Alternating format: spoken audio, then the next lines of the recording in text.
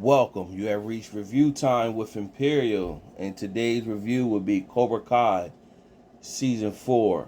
Let's get into it. So, of course, at the end of Season 3, you had, of course, they ended it with the big fight in LaRusso's home, and then it was a fight at the Cobra Kai dojo where Kreese, Johnny, and Daniel all agreed that this would be solved in Valley Karate Tournament, where if either of them lost, whoever lost had to no longer fight in the Valley anymore. So you seen Kreese pick up the phone and reach up and call someone saying he needed them. So most of us that have been part of the Karate Kid franchise, we all know who he was calling. Terry Silver, which was in Karate Kid 3, that befriended Daniel when he got back in town. And at one moment, he brought out the instead of the humbleness with the Miyagi dojo, he brought out the killer instinct in Daniel, and pretty much instead of the Miyagi Dojo, where they're trained to basically be on the defensive and counter when their opponent is attacking them. And Terry said was pretty much teaching Daniel to attack. Now, there was the villain was Terry Silver, and of course you find out that he was in the army with John Kreese, and John Kreese was doing real bad, but Silver was very successful, and he helped bring Kreese back to livelihood, and he was also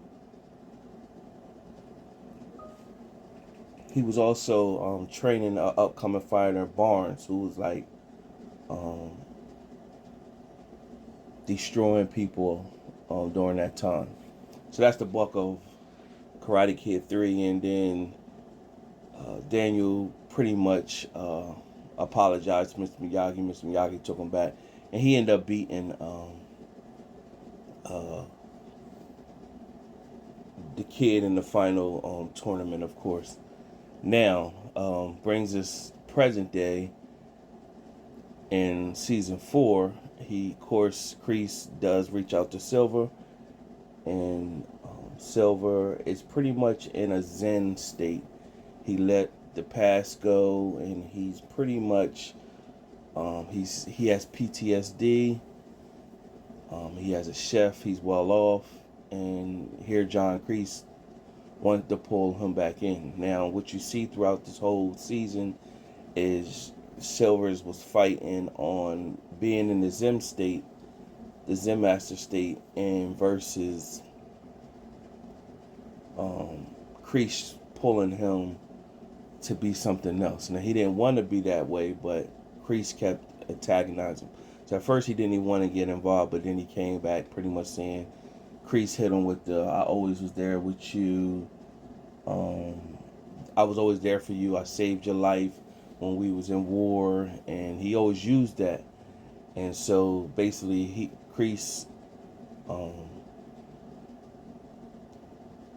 pushed him to come back so that he could help him with the kids. So meanwhile, you had that going on. Meanwhile, you had Johnny and Daniel uh, joining forces, and of course, Johnny has his own dojo, the Eagle Fangs, and of course, you got Daniel with the Miyagi dojo, and they're blending the styles. And of course, you got their own little moments where you got Daniel uh, treating Johnny with the wax on, wax off, and the paintbrush and all that he did when he was younger. And from there, you also had Johnny with the strike first from Cobra Kai teaching Daniel that. And of course, it had a scene where Johnny set Daniel up where he had gotten a fight with some hockey players, and he had to strike first when he was disrespecting his wife. So that went on. Meanwhile, on the back end, you had a new kid that moves to the neighborhood, and his name is Kenny Payne to be exact. And he had his older brother ran with Johnny's son,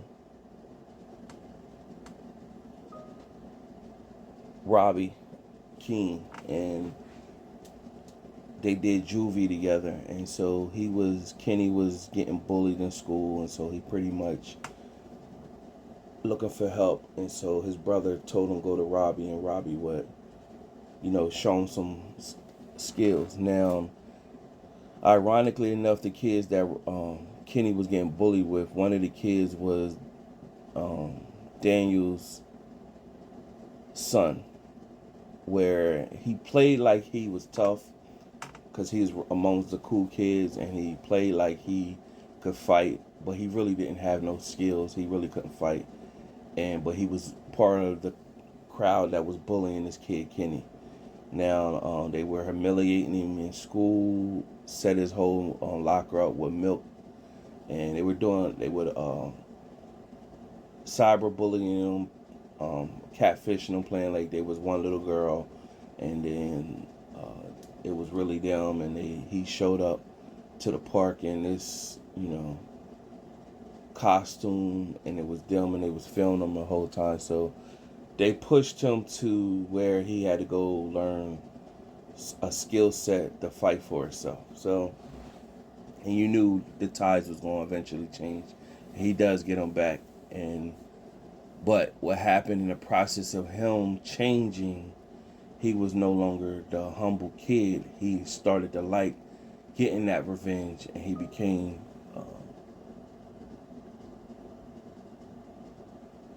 something else. And Robbie was witnessing him, what he was becoming, and he didn't like it. Meanwhile, you had Robbie pretty much, he didn't have much going on this season.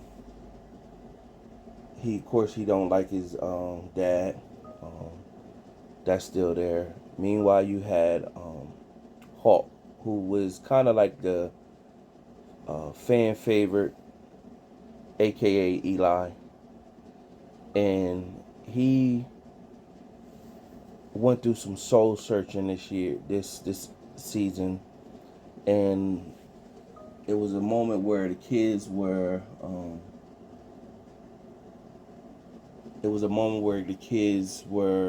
They couldn't fight each other, but they was doing little stuff to each other. So it was a moment where Hawk was pretty much, his hair color was red, so he wanted to change it purple.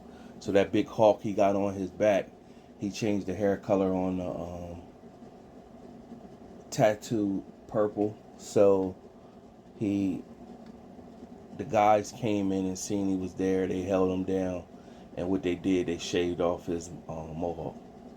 And so that kind of like took his identity. He had that mark on his lip.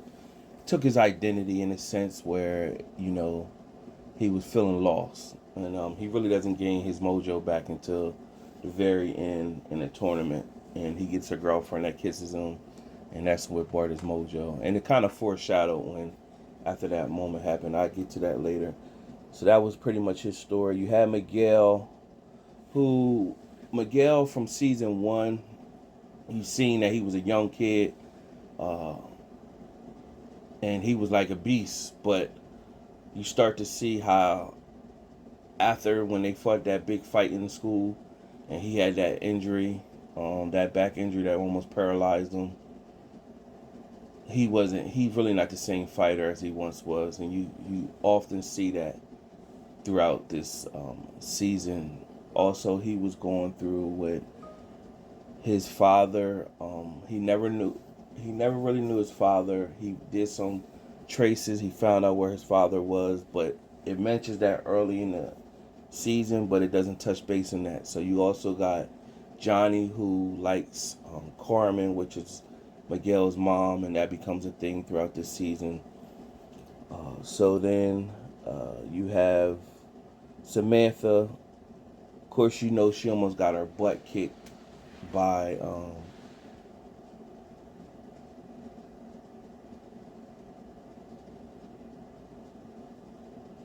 Tori, and Tori and Samantha, they had this big thing going on the whole season. And Tori, of course, we all know she's like out on her own. She's taking care of her siblings. The mom is on drugs, living a different life. Meanwhile, she had to drop out of school, and her life is pretty hard. And so her and Samantha, of course, go at it. So the whole thing with Tori, the whole time going through the things she's going through, you had Daniel's wife, which is Samantha's mom, show up to Tori while she was at a restaurant, pretty much approaching her, telling her that she needed to stay away from her daughter, which in return, you know, she's a hothead, so she ended up getting fired because she stood up for herself or whatever. And then as time went on, you got to see how Samantha was basically antagonizing Tori, because Tori then had to pick up another job where she was a mermaid for a little kids party, and Samantha was there antagonizing her. The mom was watching all that, and the mom started to feel bad that this was happening, and so she pretty much let Tori know she needed some help from somebody. She got to get some help from somebody because she's still a kid, and she'd be surprised who would help her. And so Tori needed, she was out of school, she needed something from the LaRussos to show that she was, that they would let her get back in school, so to help her with her case with her siblings. And they did that. And so that was her storyline. Of course, then you had the change of Terry and John Kreese. It was showing flashbacks of basically them when they first wanted to start Cobra Kai. Basically, Terry said he would still pay his portion, but his dad wanted him to join the family business. If he didn't join the family business, the dad would cut him off. But he said he will always be there for John. Of course, we know John fell on hard times. So it was this guy that came in. He was on the earlier episodes. He called his name Stingray. He was a grown man, but he wanted to be part of Cobra Kai. And he lived out in the neighborhood, had a nice house. And so he ended up having all the kids come out to his house for an after party. And his neighbor pretty much antagonized him, and he beat the neighbor up at the party. And he pretty much showed up to the dojo where John Kreese told him he's not part of them and he don't got time for the fun and games, so he sent them along his way. Then he had the after party for the kids for the prom. He showed back up, and this time Terry was drunk, and he beat up the guy, but the guy ended up in the hospital. So you don't know at the time what really took place with that situation after he ended up in the hospital. So there was a moment where Terry tricked Johnny to come to the old dojo that they once had for the original Cobra Kai. And when he came there, Johnny and Terry got in a fight. And Terry got the best of Johnny and really wanted to punish him, but Kreese stepped in and pretty much told Terry to stand down. And then they had this, because they was in the military, chain of command, and John Kreese pretty much shut Terry down and just told him, let it go. Because he kind of felt bad the way Johnny turned out. He kind of looked at it. He was the reason. So, of course, there were moments when Daniel LaRusso was training Johnny's kids, and Johnny was training his kids, and you got to see they both got to learn both styles and the different training styles. And of course, Johnny and Daniel, they end up having a face-off because whoever will win, their thing was that whoever win, they're going to lead and going into the fighting uh, Valley tournament. And it ended with both of them having a point, and they both kicked each other at the same time. So basically, neither of them won, but they end up going their separate ways. And then you got to see that the board for the Valley Karate tournament, they made some changes so that the females wouldn't fight on boys. It would have to be their own females section and their own male section. Then they had a skills challenge. So everybody had to get there, get new females, because it's only been really two main females, and then the other female, she left with her family, who was Samantha's friend. And so they recruited an athletic star, Cobra Kai did, and Terry used his money to persuade her. And then you had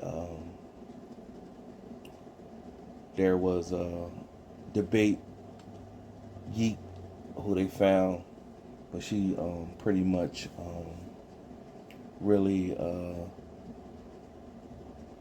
was aggressive, so they Eagle Fangs brought her in, and she learned in 6 weeks. She performed well in the tournament, but she still lost. But she pretty much said, I picked up, a lot of these girls in here have been doing this for years, but I picked up in 6 weeks. Basically showing, and next season she'll be going back, going harder.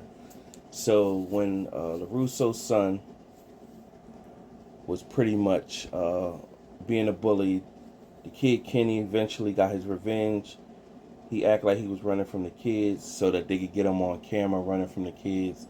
And he ran into the library. He turned out the lights, and then he one by one beat them all up. And right when he was about to dust off on the Russo's son, the people came in and broke it up. And he's like, I finally got you. And then where Daniel and his wife came in and pretty much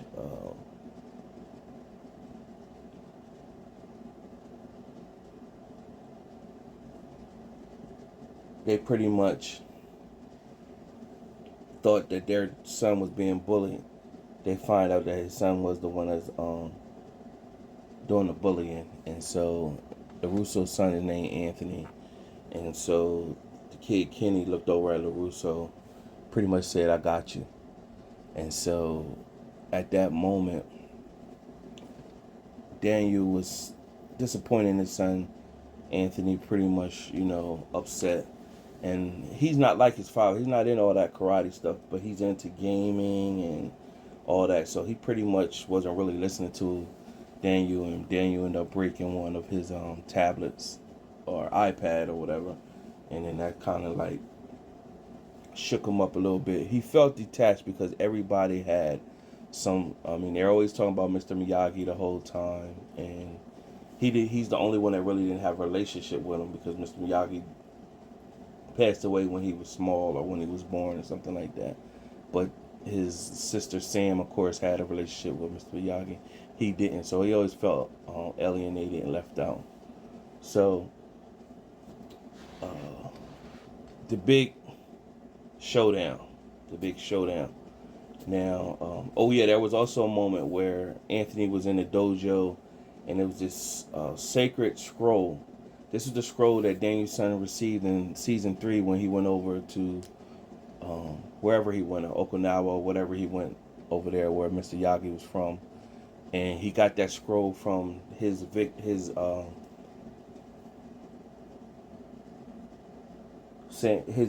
nemesis in Karate Kid 2. When he got that scroll from him, his son Anthony looked at the scroll and said, that looks nice, doesn't it? And he pretty much said, yeah. And then he was saying, it's a technique that's only supposed to be used when you need it. So, and that's Chosen where he fought Chosen over in season 2 of Karate Kid. So Chosen gave him the scroll from Mr. Miyagi or whatever. And when he gave him that scroll, he kept it into that little sacred box. That comes in full tuition at the end. So nevertheless, we get down to the main tournament. Everybody's fighting, this, that, and third. They now to make it dramatic. Miguel, he ended up tweaking his back. And he get 30 minutes to come back and he'll see if he's going to fight again. He was scheduled to fight Hulk. And Hulk had 1 point on him. And so, of course, we know Miguel has always been the best one, especially between Hulk and Miguel. But Hulk did get a point on him. Miguel tweaked his back.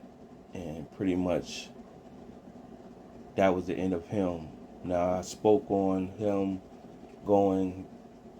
longing to have the relationship with his dad. And pretty much after that moment, he left, jumped on a bus, and went to go find his dad. The mom ended up discussing with Johnny that his dad doesn't know that he has a child out there. She never gave him the information. So he's supposed to be like involved in a lot of stuff down in Mexico. So Johnny said, I'm going to get him back. And then she gave Johnny that information. So, that's going to go into season 5. Silver, you find out that Silver pretty much had a paid ref in the tournament. There was a moment when Samantha and Tori was fighting, and Samantha pretty much kicked Tori like out of bounds, and it should have been her point, but they said it was no point, and so Samantha ended up losing, and she was real hurt that she did everything right and she still didn't win, so she was kind of crushed with that. And they had Johnny and Daniel like coaching her in the final match. The final match was with the girls, Tori and Samantha, and Tori ended up winning, and she was feeling real happy, but she felt off, like, did I really win this, like, situation going on. So she was feeling, and everybody wanted to do the after party, and then she's pretty much saying, well, I gotta go get something. And when she went back to go get whatever she needed out of the building, she seen Silver talking to the ref, where she found out, basically he cheated.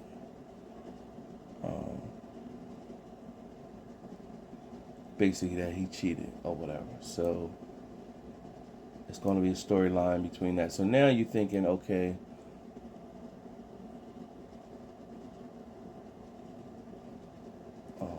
now you're thinking, okay, who's left to come back into this fold of the whole before I get into that, you've seen Kenny and Anthony so Kenny ended up having to fight Robbie, and of course Robbie was kind of taking it easy on him because he's younger than him, but he still was like, basically John Kreese told him, like, is he your friend or your enemy right now? So then pretty much Robbie went hard on Kenny and beat him, but he went a little bit more aggressive. So Kenny was upset and just looking at himself in the bathroom, and Anthony showed up. Pretty much now Anthony want to apologize for the behavior he demonstrated to Kenny, and pretty much saying, like, I seen you out there, you look real good. Basically, he's seen that the guy Kenny, they had a lot of similarities. They was into like these different games and stuff like that. But by this time, Kenny had changed and he had venom in him. So basically, he told Anthony he didn't care what he was saying, and he beat Anthony up. He beat Anthony up in the bathroom, and then was about to really punish him, and Robbie stepped in or whatever, and he pretty much, basically told Anthony it's no mercy on him. And so you're gonna see probably in season 5 where Anthony is learning karate from Daniel, now, and then Anthony and Kenny end up fighting in a tournament. So you see that coming. Nevertheless, from there, you're left with season 4 is over. Who's coming back? So who's left out of the whole Karate Kid franchise? Who hasn't surfaced? And so you had, at the end of, because they lost the bet, of course they're not supposed to be fighting no more, and so it shows Daniel talking to Mr. Miyagi's Muriel, and basically saying, hey, I gotta go back on my word. I know, you're not with all that, but I gotta do, because he feels slighted that now Cobra Kai is gonna be opening franchises all over the world, and he knows they're pretty much bad. So, two people that are still out there is Mike Barnes. He was the pretty much the main villain next to Terry Silver in Karate Kid 3. And then there was one more who I was thinking about. Who was that?